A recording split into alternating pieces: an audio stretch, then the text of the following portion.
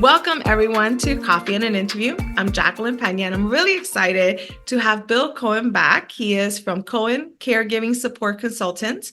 Our last time together on this podcast was September 2021, so about a year and so into the pandemic, and we had a great conversation around dementia and caregiving. And so much has happened in our lives, in our personal lives, but also nationally, that we thought it would be a great time to catch up and share some new insights with all of you. So welcome, Bill. Absolutely. And I'm excited to be back. Thanks for having me. Thank you. And you've been up to a lot since we last spoke. And we did work together, by the way, for our audience, for our listeners. We'll share a little bit about that. But what have you been up to since we last spoke on the podcast? Well, the biggest thing that I'd like to say that the pandemic has changed a lot of things. I like to say that we got handed lemons. I made limoncello, not lemonade, limoncello, because people were looking for support. Mm-hmm. They were all locked in. They had nowhere to go in person.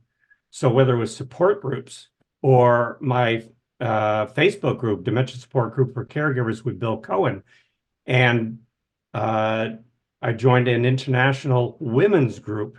So basically, first with the podcast, I've been doing them from New England to New Zealand. My support group online has members probably from all the states and provinces and all 6 continents, except for I haven't found a penguin in Antarctica yet.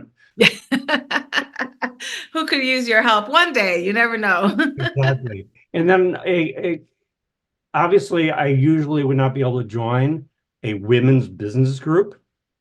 Some are completely, strictly female, but one is a international one in several countries, and they are not anti-male. So we have our allies, we have our supporters, people we do business with, and a couple of ladies said, you would be an ideal candidate to be an email. And I've been going to meetings virtually across the country and up in Canada, and these various things have expanded my ability to help people anywhere virtually, not just here in my area in Portland, Oregon. And it's fascinating because we went through a very difficult time in our history across the world. And we might have not known that we could pivot and change in the ways that we did in terms of how we work and how we live. And we did it. We're here today, but I think part of that pivoting opened up so many doors and opportunities for us to expand in terms of the work we do and for us to learn so much. And I know that for you, working more internationally, not just nationally, you've now been exposed to so many different kinds of cases and different situations around dementia and caregiving. So I wanted to open it up to that conversation. What have you seen? Because we're hearing more and more about dementia. We're seeing a lot of famous people with certain kinds of dementia, and it's getting a more public attention than I think before 2020, and not relating it to the pandemic, just in general, we're seeing it more. What have you seen in the area of dementia? What are the changes? What are the cases? What has been shifting all these years? Well, it's tragic that celebrities, I'm just going to mention Bruce Willis because so many people know of him and what happened, that he has frontotemporal or FTD dementia, and it tends to be earlier and faster and brings out certain behaviors that are different from others. But the positive side is it's raising awareness to people. Oh my God, this can happen to anybody. I mean, dementia, Alzheimer's included, which is the most prevalent one, unfortunately, knows no demographics. It's blind to that. Anybody can get it. And it's not just genetics. It's not just age. It can be environmental. It can be lifestyle choices. My mother is a great case of that. I can talk about that a little bit. Very briefly, she was in her early 70s when she started showing signs. Nobody else in the family has Alzheimer's. It may be a little mild cognitive impairment, because my aunts are in their late 80s and early 90s, and they're doing fine. But my mom, as I like to say, was living on the Mississippi Gulf Coast, toxins and pollution and chemicals in the air, water, and soil. mold and mildew in that humidity. She used to smoke, barely exercised, barely even walked the dog down the street. She was in the caregiver role for my late stepfather. They were socially isolated a few miles off the Gulf Coast, and she was a professional artist, master printmaker in the intaglio process, etching into metal plates and putting them into an acid bath for decades. So some combination, if not even one or two of them, are probably why my mother got Alzheimer's. So she's like the poster child for environmental and lifestyle choices. And a lot of that, if somebody has a history or they're showing early signs, these are things to keep in mind in terms of taking those early steps, get tested, or see your primary physician, if not a neurologist, a geriatric physician, and realize that it's not necessarily a death sentence. You can slow the progression. You can delay it and have good quality of life for many years if you take certain steps, such as getting good sleep, being active physically, like walking even, and mentally and socially, and stop eating all that ultra processed junk food and sugar and bad fats and sodium. It just causes so many other problems, not just for dementia, but physically, as we know. I mean, I'm not the first person to say this. Where would we have been in the pandemic if, as a society, as a culture, as a nation, if we didn't have so many underlying conditions? Mm. If we are a healthier society and to begin with, we probably would have been able to fight off the pandemic better immune systems, less inflation and stress.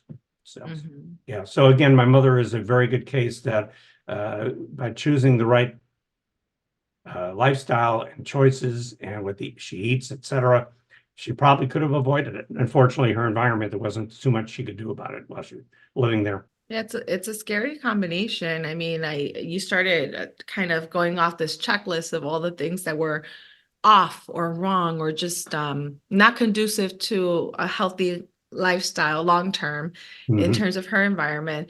And I'm thinking, okay, how are we living? Are we looking at our environment? Are we looking at forever chemicals? Do we have a lot of mold? Are we living in an area where the air quality is not that great? Are we using a lot of plastics and getting a lot of those chemicals in us, and do those things affect us? And then you mentioned things like sleep, and my goal is to eventually be able to get 7 hours of sleep. I've been working on this for years. I started with 4, then 5, and so now I'm thinking about those kinds of factors. A lot of us don't sleep, we're not active.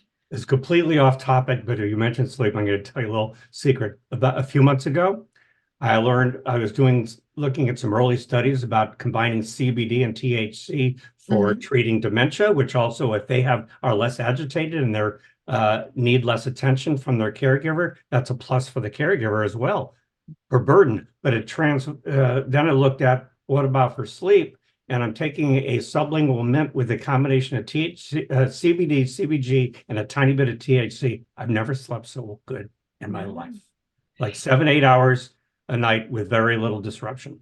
Okay. You're giving me some ideas. And also something I didn't think about when I was a caregiver for my father, he went through a period where he stopped sleeping.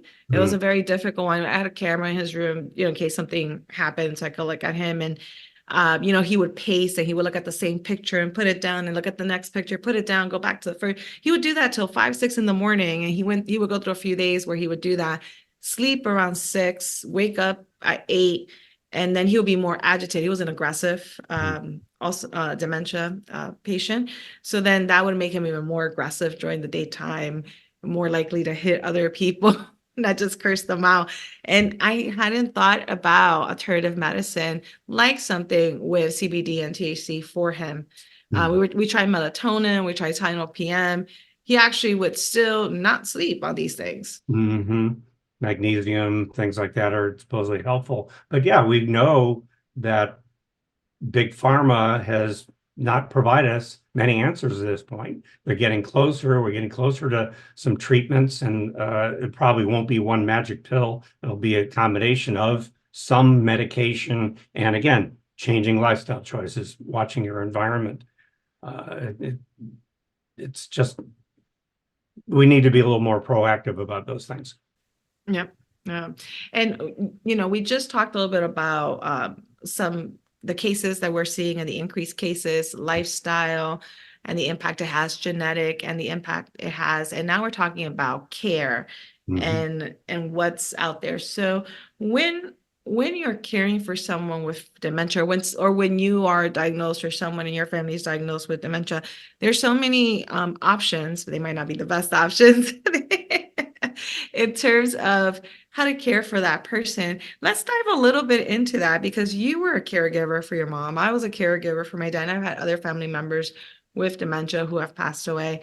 And so caregiving is overwhelming because it's hard. You're making a lot of decisions. You're taking care of someone else. You have a life outside of that person.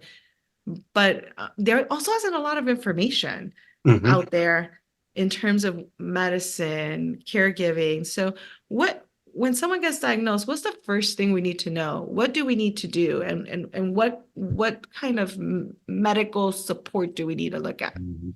I think it's a combination of things. One, don't go into denial. Don't kick the can on the road, shove it under the rug. Talk about it among your family members, including the person who has the diagnosis. It's important to make sure, one, that the legal documents are in place if they aren't already. Power of attorney, health representative, which is through the advanced director or living will, and then other things like wills and trusts, et cetera, may be called for. It may turn out that you may need to go take more drastic steps if the person is resistant. Is guardianship and conservatorship tends to be more expensive and long-term or a longer process, but it may be necessary. The other is make sure that they are safe. Make sure that they are getting the care that they need as soon as possible. And there are so many more options. Just very briefly, it used to be that we were more multi-generational extended family living at home, and most people would age in place in their own homes till the day they die. Except for the very extreme cases, they may end up in nursing homes. Today, except for some cultures, is still kind of that way. They do tend to be extended families still. And you're a case in point, and our family was quite collaborative as well, even though I was the primary person. That now, yes, people age in place in their own homes, but you have anything from independent living, assisted living, memory care, residential care or adult care homes, et cetera. In the skilled nursing facilities, in the nursing homes, as we know it today, most people don't end up there, or they only end up there briefly to recuperate from whatever condition. It could be a stroke, it could be from a broken hip, that type of thing. So many more options, and it's something, don't try to do that alone. Please don't use the national online companies, but do talk to local professionals that will help you find the right kind of housing. I collaborate with people like that all over the country, and I know there are go-to people. They're certified senior advisors like myself, and which takes a holistic approach to put together the care team, care plan. You mentioned some of the things like exhausted, overwhelming. The other is isolated, feeling alone and having to do it all themselves all at once. You can't do that. That's a recipe to burnout or getting sick or worse. So reach out. You can go online, you can go through the Alzheimer's Association. Social media is a great place to look. Where do I get support about Alzheimer's or FTD or vascular dementia or one of the over 100 other types, and find that support? What I like to do is coordinate with those various advisors, the elder law attorney, the geriatric physician, home health care, the housing advisors, and anybody else who's necessary. It could be adult day care program, things like that, to get the family member as comfortable as possible, out of pain, getting good care, not feeling alone and isolated. You're throwing me in a nursing home. Don't ever do that to me. But if you maintain that quality of life with a good team supporting you, the caregiver, you will be better, and so you'll be your person, because you're taking care of yourself as well as them. Yeah. It's very complicated because it's about care for a loved one and at the same time care for yourself. And we talked about a couple of things that I never thought I was going to have conversations about. And they can seem overwhelming. I keep using that term, but even, for example, don't go into denial. And the person who might have dementia, a lot of times that person might be in denial, which has been my case as well.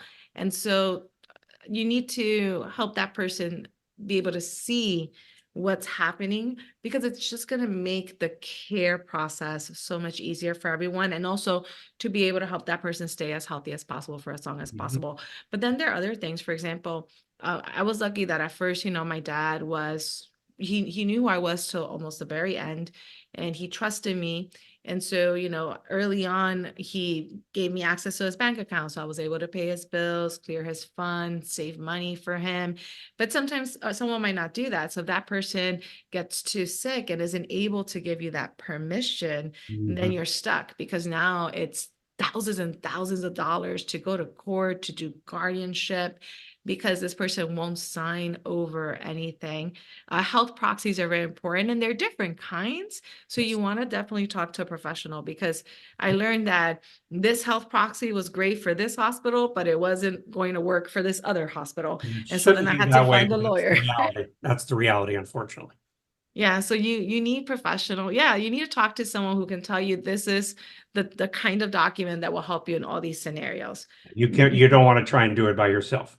You No. should talk to a good older law attorney. Now, at least the advanced directive, personal representative for health concerns, you can do that. You can get that from a doctor's office. You can even get it online, and it only needs to be witnessed by two disinterested non-family members. Very simple. I love telling the story real quickly for those who remember it from the mid-2000s. After and by the way, the other factor with my mom was the trauma, losing her home in Hurricane Katrina. I mean, that's what really set her off, going on a decline. But soon after, she was still cognitively enough aware. We were doing the advanced directive. And besides asking her the standard questions, I said, Mom, this is a famous case at the time. Do you want to end up like Terry Schiavo, woman who was on persistent vegetative state for years while the family members were fighting over what to do with her? And she clearly said to me, absolutely not. No. So that was my message from my mom. It was actually a gift. I could communicate that to the family. That's what Sheila wants. And when the time came, as she was on hospice and she was getting towards the end, I didn't have to make any difficult decisions about what to do. She made it very clear what she did or didn't want for her. Keep her out of pain and comfortable.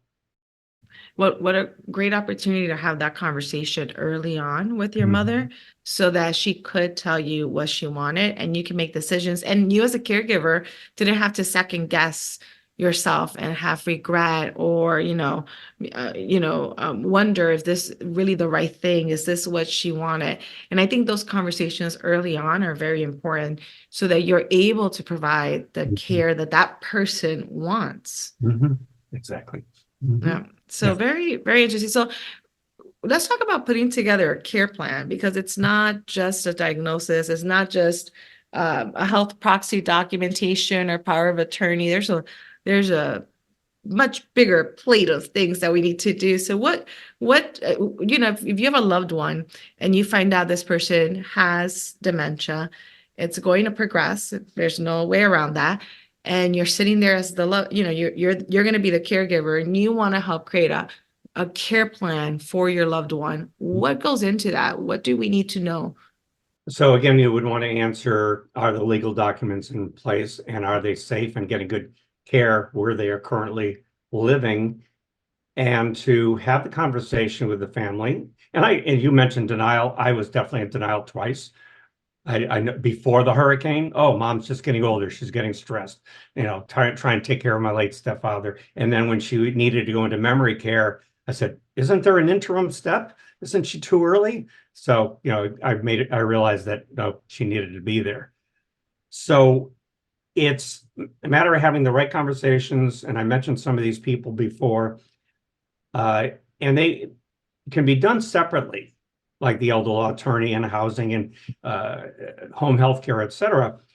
But somebody like myself, or somebody who's a certified senior advisor like myself, but has a different emphasis, they can be that coordinator. They can be that collaborator that puts together the care team and plan so that all elements, anybody who's familiar with social work term wraparound, when it talks about kids, that's a great concept, which I heard about when I was just starting my business with a social worker. I said, what's that?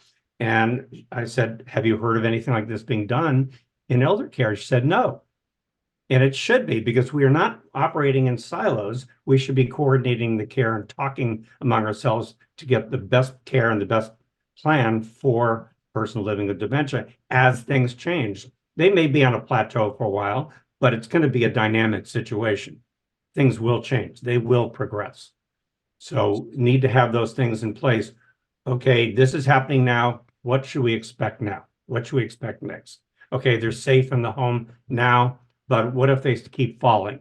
What if some other medical incident comes along and they can't be cared for in the home? They need to go into a higher level of care. So that's where myself or somebody who has that same holistic, broad approach can put together a team of all the various elements. Now, I'll give you a quick story, even though it's a long case. I've been working for a woman who's out of the country. She's in Europe. She's originally from the Portland area, but her mom and stepfather are here in Oregon.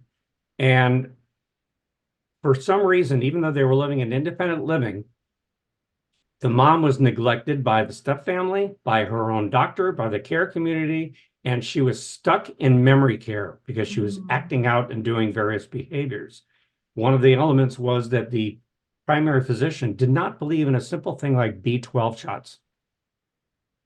So the daughter gets my name from the Alzheimer's Association, and we end up putting together a care conference and a team, all those different elements to let's get mom back on track. And even Adult and Protective Services was involved because, of all things, the care community complained, even though they were the ones who were neglecting the mom. She should have been getting care either in independent living or assisted level, but they threw her in memory care, which was completely negligent. But I'm not going to say their names. And this is a very high buy-in care community, hundreds of thousands of dollars. So money doesn't necessarily bring the best care, unfortunately. So we had care conferences, got the mom back on track. I brought in a house call doctor, a geriatric physician who saw the mom, started giving her B12 shots and giving her the attention that she needed. Now, she has had many things have happened since then, falls, broken hips, declined cognitively, but she's still alive, and she's moving this week into a new adult care home. Well, hopefully she'll get the care that she needs for whatever time she has left. I don't know how many times I wish I had $1 for every time the client, the daughter, has said to me, I am so thank you. I'm so glad I found you, because I don't know where I'd be trying to take care of my mom from 8 time zones away. And so that care conference was also kind of like, and this could be a segue, kind of a mediation. Yeah. Bringing everybody together. There's no one right answer. We need to come to decisions that everybody agrees to and can live with. And I'm not going to make the decision for you, but I'll keep you talking to come to that decision. I'm a neutral third party, although I was, the daughter was my client and I was advocating for her. So that's an important element. It was kind of, again, a combination of care consulting, but also mediation. Which is an interesting topic. Before we jump into mediation, for our listeners, I think the conversation has looked at how important it is to also reach out to someone, especially if you're new in this area of caregiving for someone with dementia, and have that person that you could have that conversation. You could think about all the different elements of care, because you might be thinking only the nutrition and this, but we might not be thinking on something else that with the environment that we could change, or activities, or a different kind of doctor. Or I'm not thinking about my power of attorney that I might need now so I can avoid guardianship. So having that person to talk to and brainstorm that's outside of the day-to-day that you're in, I think can be extremely helpful. And then once you have that person, you come up with that care plan. I mean, Bill, you're going right into this conversation, right? It's the mediation. What happens if you don't all agree? And Right. maybe it's siblings or other family members, and there's maybe one person responsible for the caregiving, maybe not, maybe it's five. But no matter what, you're not agreeing on the care, and it becomes extremely stressful, but also you're not able to move forward with certain things. So now I've learned about elder mediation, which I've never really thought about or worked with before. So tell us a little bit more about that and how that can help when families are struggling to come to terms and agree on how to care for a loved one. As we know, some families have trouble just deciding on what to eat for dinner, or Yeah. ordering pizza or something, or Chinese takeout, let alone how to take care of their loved one. And they're at odds, or they have different viewpoints or agendas or ulterior motives. Oh, we got to spend their money and put them into a good care community. No, we don't want, we got to save the money. It may run out, but they may be thinking, oh, I want some of mom and dad's money, right? They have ulterior motive. I was very fortunate that my family was in many ways collaborative. First, we were sequential, different people taking care of her, then collaborating to get my mother and stepfather back on their feet. And then it was primarily me once I moved mom out here. But my family was still supportive in the sense that they had my mom's best interests at heart. And they knew that I had the power of attorney and I had the final say, but I also had mom's best interests at heart. Some families are not that way. Again, they may have other agendas. They may be misinformed. They may have ulterior motives, right?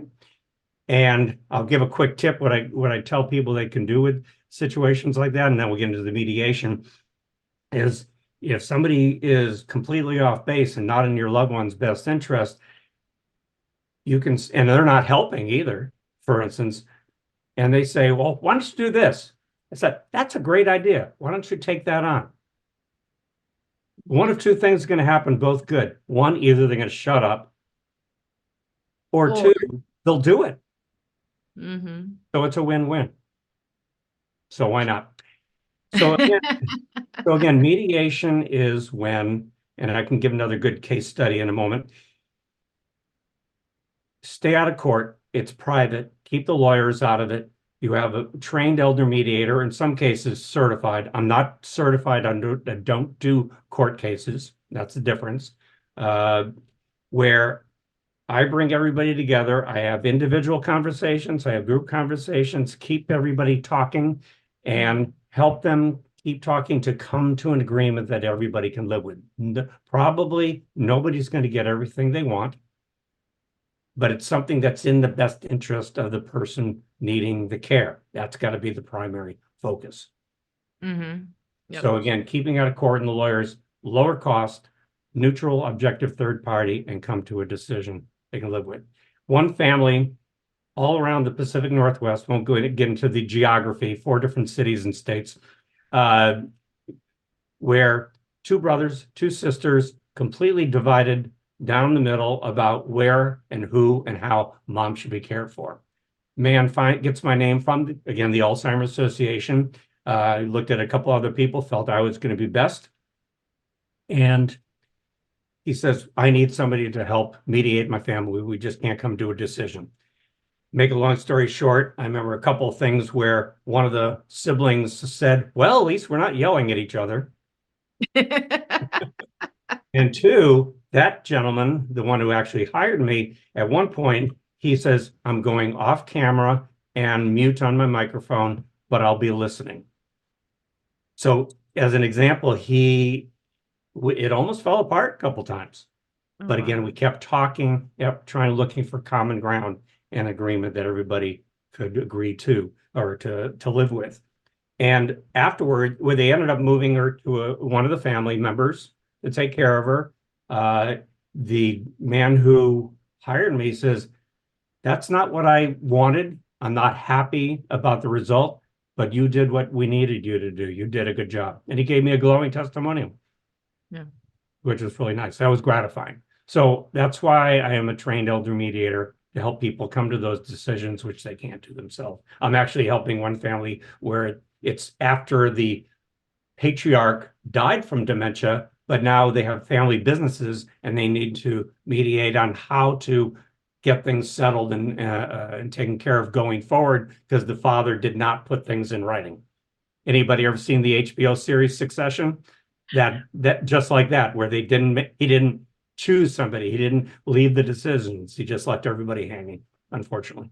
Great Well, program, by the way. that's on my to watch list. I haven't watched it yet. But these are some great cases, because you think these things might not happen, but they could. There could be someone you don't trust, people disagree. For some of us, we're a very, my family, we're a family of Dominicans. I was born here in the U.S. of Dominican parents, so the first generation. And we're very much about the caregiving, and we love the people we care for, but we don't agree, and we all have opinions. And whoever ends up in the caregiver role, I feel so bad, as was my case, because everyone has a different opinion. Everyone's gonna come to you and say, you need to do this, you need to do that. None of the opinions really match. They don't align at all. And so you get stuck with not just trying to focus on caregiving, but also on all these differing other opinions that are from pushy people. So you might not have a big mediation situation, but there might be situations where mediation could be helpful in order to create a more peaceful, unified family and process of And one of my caregiving. caregiving classes says, a family is how you define it. Yeah. And that can include friends, neighbors, and coworkers. But Yep. yeah, it could be, and it may not be just immediate family. It may involve cousins and nieces and nephews, what have you. By the way, a good example is I've had a couple of cases where it's like 3 or 4 brothers who are taking care of parents, and it didn't default to a wife or a daughter-in-law or a niece or a granddaughter. The guys stepped up and had taken, and men are more and more stepping into that role, which is a good thing. I see it in my clients and in my support groups. Yeah, interesting. That's good. Thank you for sharing that.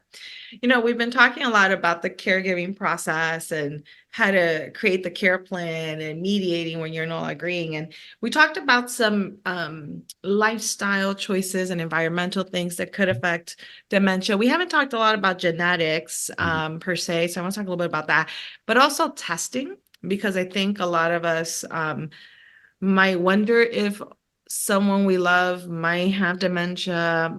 In my case, I'm wondering, will I also have dementia at some point, because I play the caregiver role so much also. So I'm one of those let's plan ahead kind of people.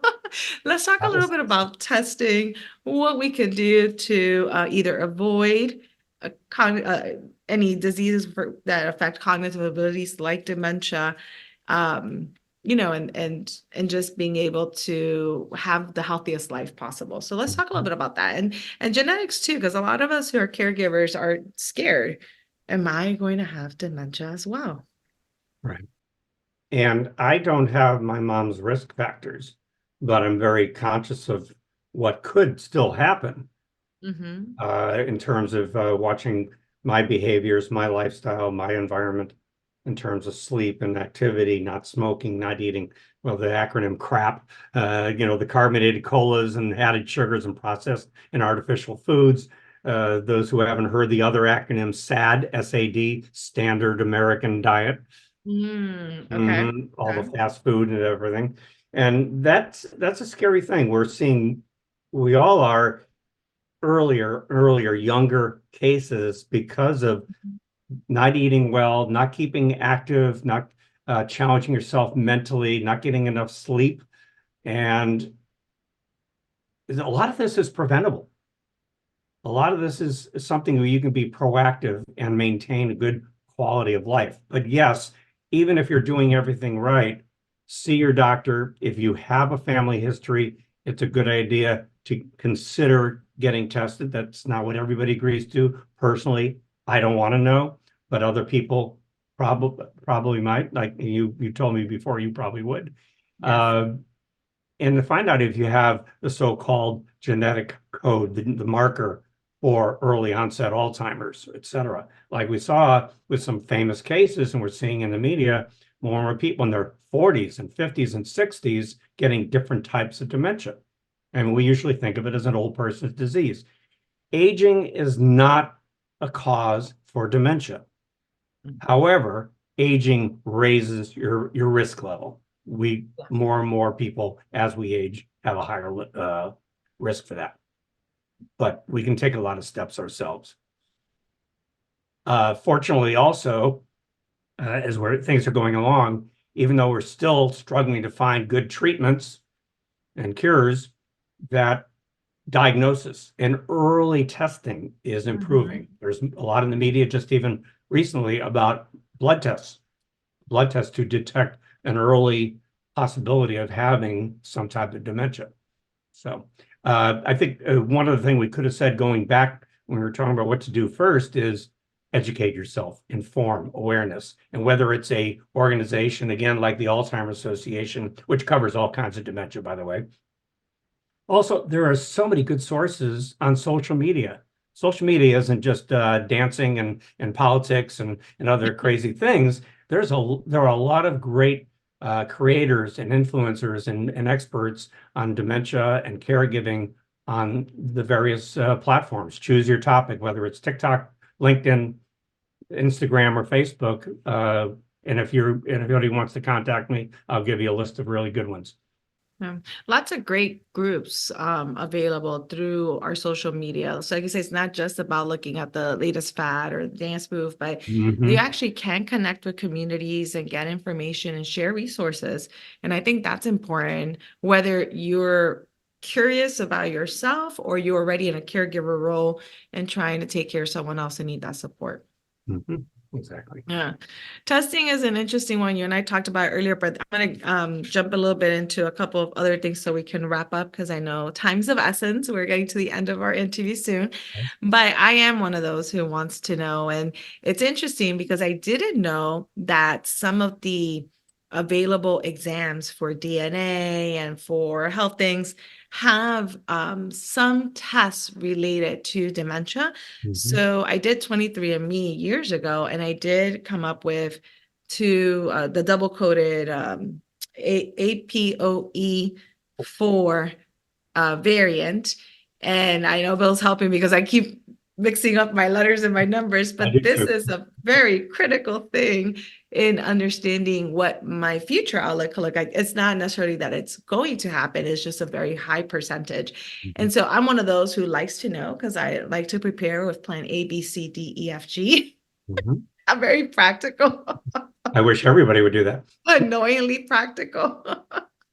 But not everyone wants to know. So I'm worried because these tests are so readily available without too much information. So it's easy to misunderstand the information you're getting when you get those results from Ancestry.com and the 23andMe and things like that. But I'm glad that you did talk about testing.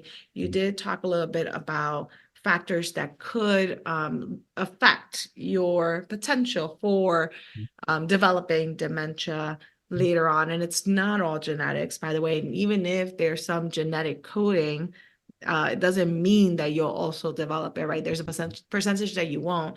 So it's an interesting topic on testing, but also on avoidance. And we were talking about tools to help a little bit with memory. Is there anything you want to share around that? Just because I'm fascinated now with this area. And obviously I know where I stand a little bit. I know I have to get more testing, but it's obviously it's of interest to me because I want to make sure I leave everything ready in case things happen. I'm going to give a negative side and then I'm going to give a positive. And one is a local gerontologist uses the term for when somebody retires and sits in the lazy boy and just watches reruns in the news, and he called it cognitive quicksand. Very vivid. It's blunt, but it's true. That is a recipe for that. But if someone will keep active, keep walking, eating good food, I mentioned the bad versions, something like the Mediterranean style diet. It's not really a diet, it's a regimen. It's a guideline for better eating and better health. Things like that. but mentally especially. People hear about crossword puzzles. That's fine, but that's using old memory, old knowledge. But if you do things that will push you, like learning a language, you don't have to become fluent, but start taking a little French or Spanish or Chinese or something. Um, to start playing an instrument. Maybe you played one years ago. I used to play violin, and it would definitely be a challenge for me to relearn it. I started relearning chess after that film, that series Queen's Gambit, which really challenged me. A couple of games, if people haven't heard about, is a Wordscape, which is kind of like a Scrabble crossword puzzle, and that'll push you to find bigger and harder words. And Elevate, which does all kinds of games like math and memory and following directions, that type of thing. And those are really good challenges. I highly recommend them. Yeah. Yeah, I gotta try that. But it's staying active, it's being healthy. If you sit there, it's like even in a physical healthy lifestyle, right? You need to try new things with weights. You need to try a different kind of exercise to be able to stay physically in shape and healthy. And with the mind, you can't let it just sit there and not work because, just like, you'll grow a gut, you'll gain a lot of weight, your mind starts to, I don't know if deteriorate is the right word, but it's just not going to be optimal levels. It's going to keep decreasing in its abilities. So keeping it active is what And I'm let's go hearing. back to one other thing we mentioned earlier, is sleeping is so important for everybody.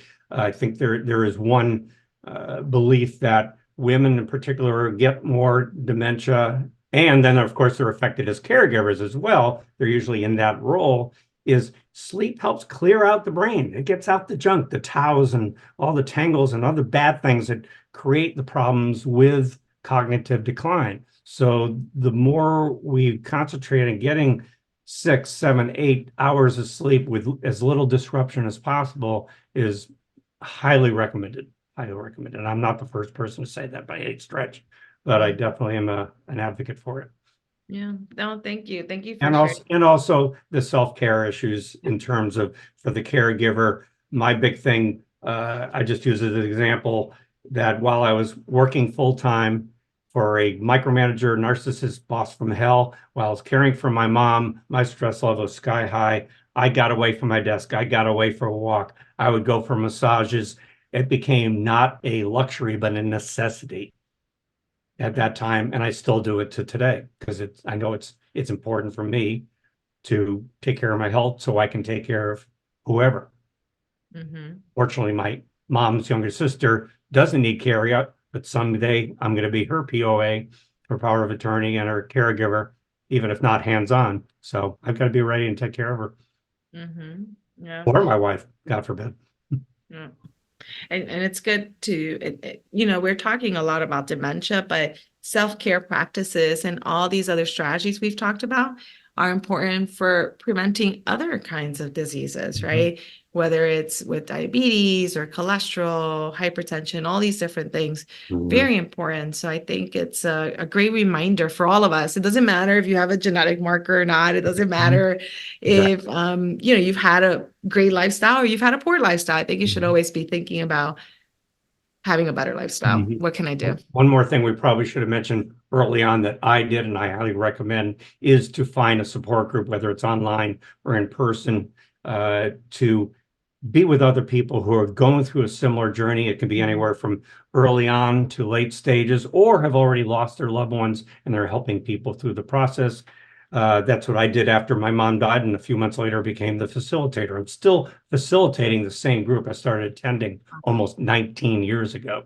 So Wow. that's an Alzheimer's Association group, and I lead another one on a weekly basis. And also, if available through your employer or whoever, maybe social services, is get counseling. It is stressful. It is hard. And if you don't take care of yourself in those ways or the other things we mentioned, it is a bad recipe. It is. Yeah. So we have to take care of ourselves if we're going to take care of our loved ones. And definitely, there's so many more resources now virtually.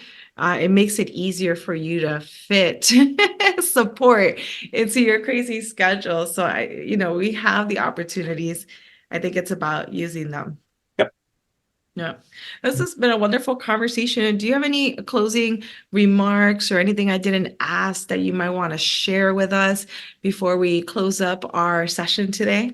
Now, very simply, you may have heard the adage before, don't try to do it by yourself. Don't try to go along, look for support, create a team, and look for, it doesn't have to be somebody like me, somebody who can help you through that process, somebody who can be your coach, your guide, your navigator, whatever you want to call it. So you can reach me at my website is Cohen Caregiving Support. That's COHEN Caregiving Support. .com, and a lot of information on there and the different aspects that I did. And I have a page of resources that you might find helpful as well.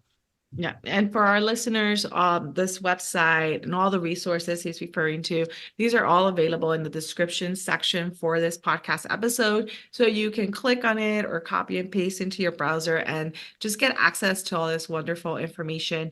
And definitely don't be afraid to ask for help or just to ask for a conversation, whether it's with Bill or anyone else, whether it's virtually or in person. Or on the phone, the old school way of virtual, but definitely I think my mistake